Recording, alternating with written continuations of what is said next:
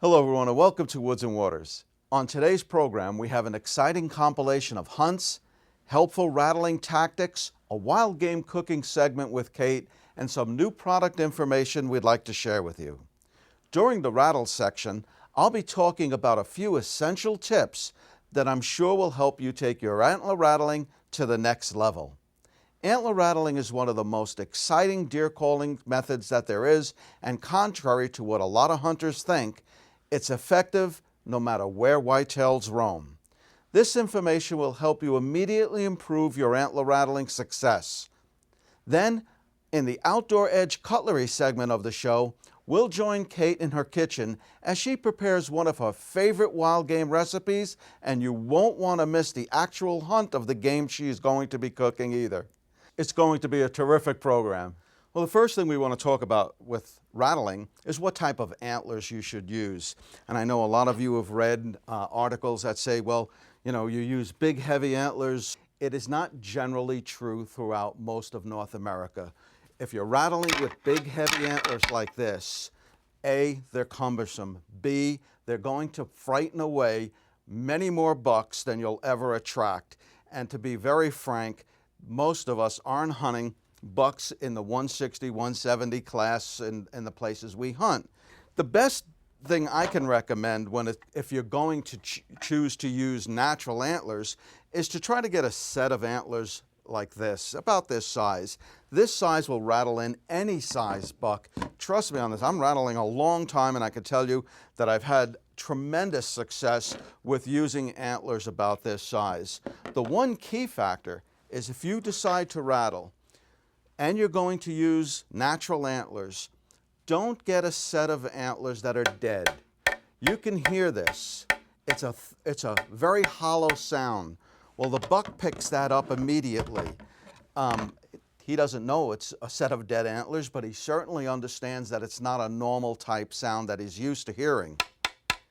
Big difference. You want to use a set of antlers that send the message that the bucks that are fighting are beatable. That's the most important thing, whether you're using deer calls, decoys, rattling. You always want to make yourself sound beatable. It's common sense. A buck wants to respond, no matter how big he is, to a fight that he thinks he can win. Once you've made the decision, and let's say, for instance, you've made the decision to use natural antlers, the first thing you should do is cut off the brow tines. When you're rattling, if you don't cut off these brow tines, I can promise you this, these two brow tines are going to take a lot of chips out of your knuckle and out of your palm, and the next thing you know, you're not going to be rattling realistically. So if you decide to use natural antlers, make sure they're fresh.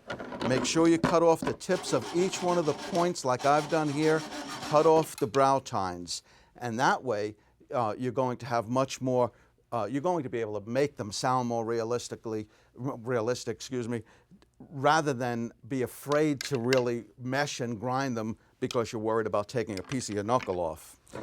If you decide to go with synthetic antlers, and I have for well over 20 years, get a pair that sound realistic.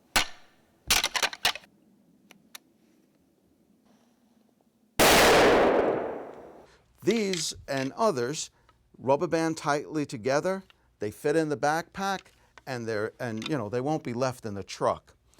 If you use natural synthetic antlers, make sure they have good tone. I like this set because you can keep one antler still and move the other antler in and out, creating all the same sounds you can with natural antlers. Rattling is one of the most forgiving of all calling methods. If a buck is going to come into rattling, there's not too much you can do wrong. He's going to come in. The key to it is that almost 90% of the bucks who respond hang up. They don't come directly in. Sometimes they do. Sometimes they charge in. Sometimes they throw caution to the wind. But that window is very small. It doesn't happen that often.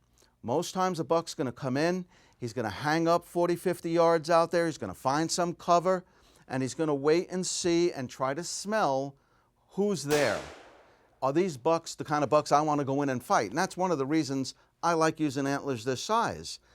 I want him to think that all he has to do is come in, express some body language, and chase me off. Tick them,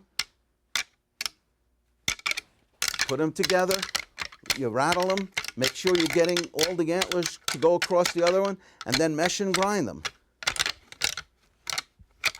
And then rake them apart. So I take the antler and I thump the back of the antler on the ground. What that does is create the illusion for this buck. He smelled the urine, he smelled the tarsal, he heard the way the buck fight started. The ticking gets him exciting, the meshing and the grinding, the thumping, everything seems natural to him. Once you are done, hang it up and look carefully and listen very carefully to what's going on in the woods around you. Listen for a soft guttural noise. Watch and listen for twig or branch snapping. Or many times bucks get frustrated because they hear the antlers, they smell the tarsal, they smell the urine, but they can't locate the bucks. And so what they do is they take their frustration out by taking a sapling and beating the snot out of it. One of the most important things about rattling and to create that illusion is while you're rattling, don't be afraid to do that. Rustle the leaves. If I'm rattling on the ground, I'll use my feet and just gently kick the leaves away. I also snap a twig. All those things are natural sounds that help that buck get so excited that it sounds so natural that he puts his guard down and he starts to move forward. Once you've rattled, let's say you've done that first sequence and nothing's come in. Sometimes that happens. Most times it doesn't. I mean, you can rattle one day and have 3 bucks show up. You can rattle the next 3 days and have no bucks show up. So you shouldn't give up if you're rattling for a couple hours and nothing comes in. Let's say you've stopped that first sequence. Now I usually wait about 20 minutes. If you wait 30 minutes, it's fine. If you wait 15, it's fine. Do it again. Keep that whole sequence just the way you did the first time. Break the antlers apart like that. Thump again. Put them down. Now I usually let things quiet down for a good 45 minutes, sometimes even an hour. If you happen to see a buck that is hung up, don't try to rattle to him. Again, stop rattling. You have a grunt call, just blow it gently and let him know that there is another buck around. He just doesn't see him. So that's the way you can get a buck that's hung up to try to respond and walk into you.